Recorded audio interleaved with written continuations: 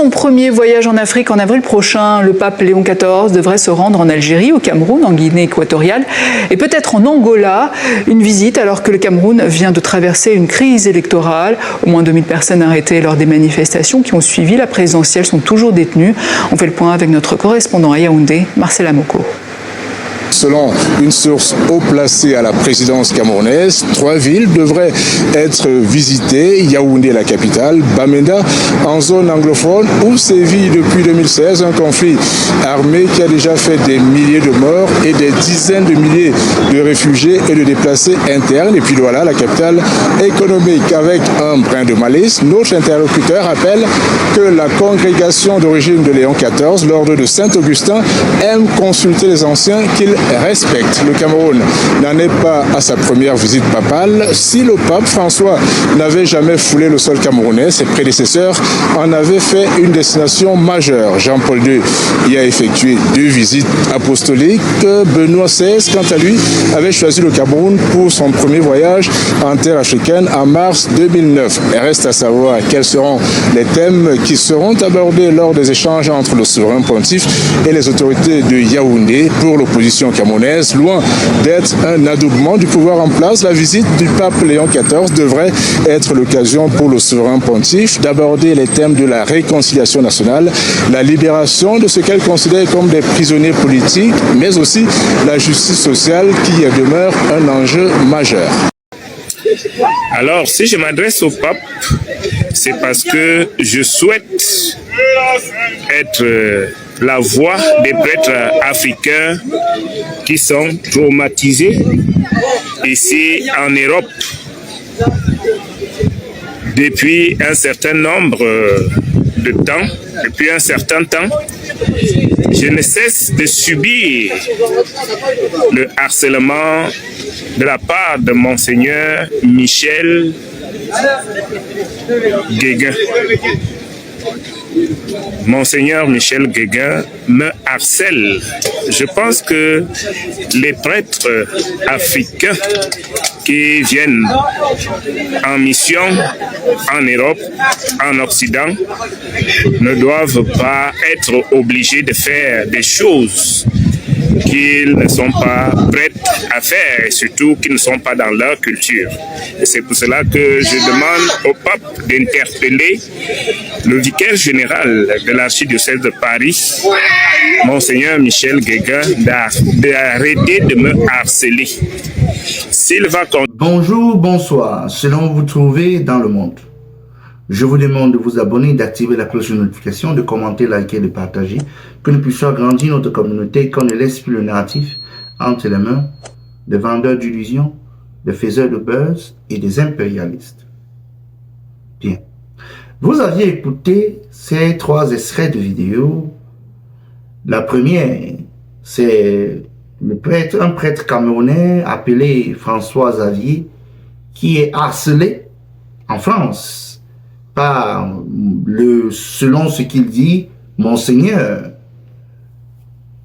Michel Guéguin. La deuxième vidéo parle de l'arrivée du prêtre Léon XVI au Cameroun entre avril et mai 2026. Ça serait le 3e pape rencontré par Paul Biya. Et on va en parler de cela aussi dans cette vidéo. La 3e vidéo, c'est presque l'historique des rencontres de Biya et des papes. Commençons d'abord par la première vidéo. Le prêtre François Xavier, qui dit clairement qu'il est harcelé par Monseigneur Michel Guéguin. Quand on dit aux Africains de quitter dans l'église catholique, les églises en général, pour ne pas être spécifique sur une église, de quitter, de sortir de ces bêtises, ils ne comprennent pas. Parce que ces gens sont venus avec la Bible. Ils ont donné à nos grands-parents. Ils ont tout volé. Quand ils étaient en train de voler les richesses, nous les Africains, on était en train de lire la Bible, de parler de quelque chose que eux-mêmes, ils ne respectent pas dans la Bible. Ces blancs-là, eux-mêmes, ne respectent pas ce qui est dans la Bible. Hein. Ils acceptent quoi? Les Houbis. Les chefs de Houbis sont dans l'église catholique, en général. Donc les propriétaires de Houbis, c'est dans l'église catholique. Mais ils ont pris la Bible, ils vous donnent. Alors que dans cette Bible qu'ils vous donnent, il n'y a pas, on ne parle pas, c'est interdit dedans.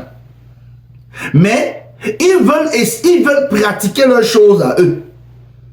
Créés par leur part de diabotins d'église.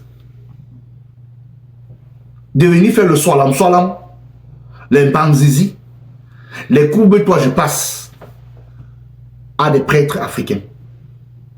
Vous avez bien compris le prêtre François Xavier. François Xavier a parfaitement raison. Il doit sortir cela et faire part au monde que l'église catholique a toujours des délinquants sexuels et des prédateurs sexuels comme le potentiel Michel Deguin. Et vous voyez où ça se passe? En France. Qui a introduit ça au Cameroun? Lupo Lodjoula. C'était qui? Un Français. Qui a introduit cette histoire? C'est un Français, Lupo Lodjoula. Maintenant, Michel Deguin est en train de vouloir appliquer à un prêtre camerounais ce que Lupo Lodjoula a appliqué dans le gouvernement de Biya depuis 1982. Donc nous sommes comme... Ça veut dire que les Africains en général, les Camerounais sont devenus la mboute des Français, où ils viennent faire de pratiques dangereuses et diaboliques sur les Africains. Donc ce prêtre a le droit de se plaindre. Quand j'entends les gens dire que non, qu'est-ce qui prouve que c'est vrai, tout ça c'est parce que vous êtes des bandits vous-même, vous êtes complices de ça, et vous êtes même, peut-être même mêlés dans ces histoires. Paul Biya connaît ceci. Paul Biya sait que les prêtres subissent ça. Au Cameroun, il y a des prêtres qui sont dans ça. Biya connaît cela. Biya connaît cela. Et le pauvre Lodjoula avait appris cela à Biya que si tu veux tenir tes gens, comme aussi Mobutu Seko son meilleur ami, tu veux les tenir, il faut les soumettre. Il faut que ces gars passent par le solam. Ils passent par le houbitisme. Exactement. Voilà les églises que vous partez perdre le temps. Les églises comme ça, pareil. L'église catholique, c'est un État. Et c'est l'un des États les plus riches du monde. Ils travaillent quoi? On ne sait pas. Ils prennent des Bibles, ils vous vendent des Bibles, ils vous racontent des bêtises. Et après, ils viennent dire, oh, nos traditions. Vous avez vu que le prêtre a parlé des traditions. Vous montez, vous descendez. Les traditions sont là, africaines. Ça ne part nulle part, ça ne souffre de rien. Biya, arrête de nous distraire. Monsieur Paul Biya, le président du Cameroun, avec tout le respect que je te donne, en tant que le patriarche, et t'appelles encore patriarche, parce que pour toi, un patriarche ne fait pas les mauvaises choses. Tu es en train d'aller rencontrer qui? Léon XVI, entre avril et mai 2026. Tu vas le rencontrer à Yaoundé au Cameroun. Et Léon XVI va visiter forcément Yaoundé, Douala et Bamenda, selon le programme. Et c'est à Bamenda que, donc à Macléon, M. Paul Biya, le président du Cameroun, c'est là-bas qu'on t'a hué. Quand le faux représentant de l'église catholique, là, de l'Afrique centrale, là, le blanc, là, ce voyou de l'église catholique est parti prononcer ton nom à Bamenda, on a hué là-bas. Et c'est le même Bamenda que ton conseil constitutionnel et les camps ont dit que tu as gagné. Mais est-ce que tu as gagné, Biya? Tu sais que tu n'as pas gagné à Bamenda. Tu sais qu'on a bourré les unes à Bamenda. Hein? Mais, en prononçant ton nom là-bas, on t'a hué. On t'a humilié à Mondo Vision. Tu vois d'ailleurs que même l'église catholique joue au double jeu avec toi. Paul Biya, tu sais que l'église catholique, c'est que tu vois là, c'est eux qui ont créé le désastre au Cameroun.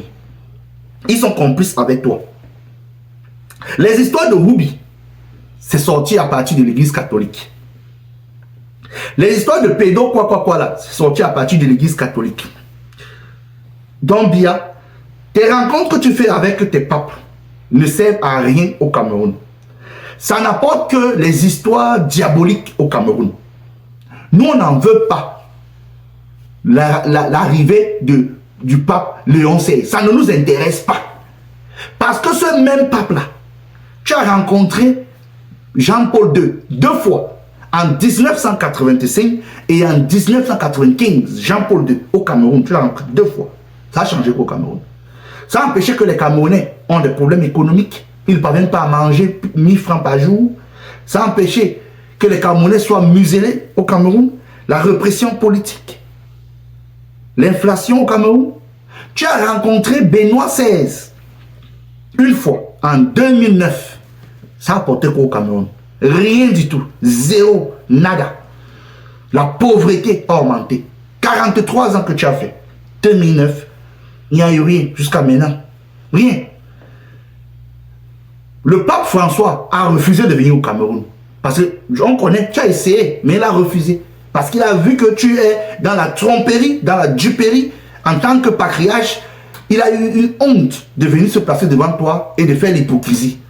Mais comme Léon XVI est lui-même un autre pape incongru, avec ses pasteurs, ses prêtres, ses monseigneurs, comme Michel Deguin, qui veut Solam, qui veut Banzinzi, un prêtre camerounais. Voilà le problème. Il est venu, il veut venir te rencontrer. Et c'est la même église catholique qui est complice des problèmes au Cameroun. L'élimination des prêtres depuis 1982. Vous pouvez voir l'article, si au-dessus. L'article de Jeune Afrique, qui parle exactement du problème de l'élimination des prêtres au Cameroun. Comme vous pouvez voir, les prêtres sont éliminés au Cameroun depuis des années. L'église catholique est là, ils parlent seulement, ils racontent, parce qu'ils prennent des mallettes d'argent à étudier. Ils ont eux-mêmes des prêtres complices avec le régime. Voilà l'évêque de Bafia, Sa Majesté Jean-Benoît Bala, père son âme, qui a été froidement assassiné jusqu'à maintenant. Les sœurs de Djoum. Voilà des prêtres qui sont éliminés par le régime de Yaoundé. Je peux vous en citer quelques prêtres qui ont été éliminés. L'abbé Joseph Mbassi, retrouvé mort à Yaoundé en 1988. Vous avez le père Anthony Fontaine, tué à Kumbu au nord-ouest en 1990. Vous avez Sa Majesté Yves Plumé, assassiné à Ngaoundéré au nord en 1991. Vous avez les sœurs Mère Genèse et Marie Lyonnais, tuées et violées à Djoum en 1991 encore. Vous avez le père Algembert Ven, tué en 1995. Rien, pas d'enquête, nada. Mais c'est le même pape, Léon XVI, qui veut venir visiter un pays lorsqu'on tue ses prêtres. On ne donne jamais les résultats des enquêtes. Mais il va visiter bien. C'est pour vous montrer la complicité de l'église catholique avec le régime de Don Macléon, Paul Biya. Ils savent ce qui se passe dans ce pays du Cameroun. Et ils sont complices de la souffrance des Camerounais et de l'église catholique. Je vous le dis ici chaque jour. Donc, ce qu'on est en train de voir là, ça se passe comme ça depuis 1982, quand Biya a pris le pouvoir. D'après Jeune Afrique, près d'une douzaine de prêtres, d'évêques ont été tués au Cameroun.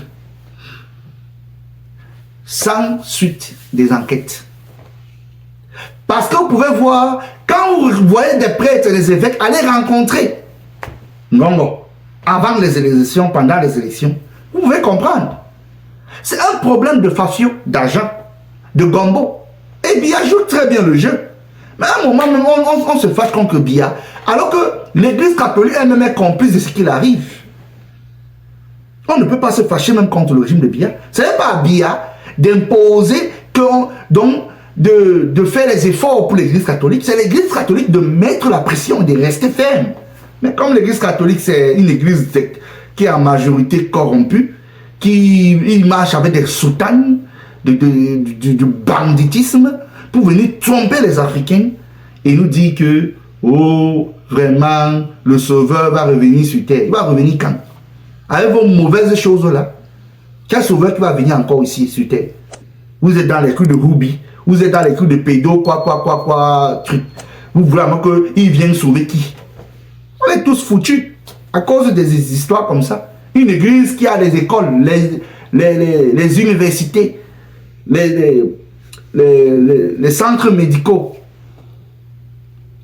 Il n'y a pas le coût de vie, dont les coûts des soins sont trop élevés, plus que même dans le public, alors qu'ils prennent l'argent des membres de l'église.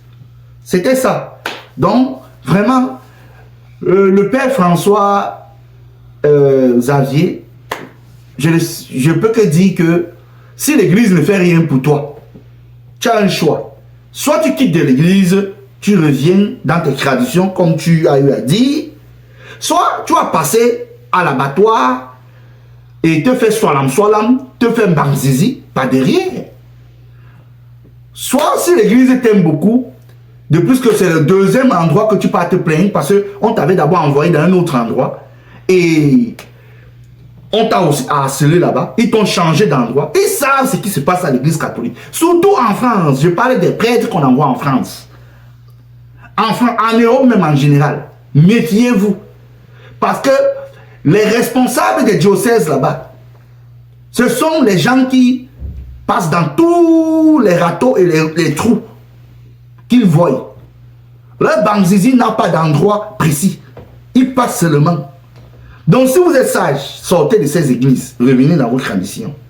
Les ancêtres méritants vous attendent. Donc, c'était tout pour cette vidéo. Et je vous demande de vous abonner, d'activer la cloche de notification, de commenter, liker, de partager. Pour que nous organisions notre communauté, qu'on ne laisse plus le narratif entre les mains des vendeurs d'illusions, des faiseurs de buzz, comme a eu à dire un philosophe allemand, Friedrich Nietzsche, la croyance que rien ne change provient soit d'une mauvaise vue, soit d'une mauvaise foi. La première se corrige, la seconde se combat. C'était tout pour cette vidéo. On se parle à la prochaine. Restez connectés. Hasta la vista.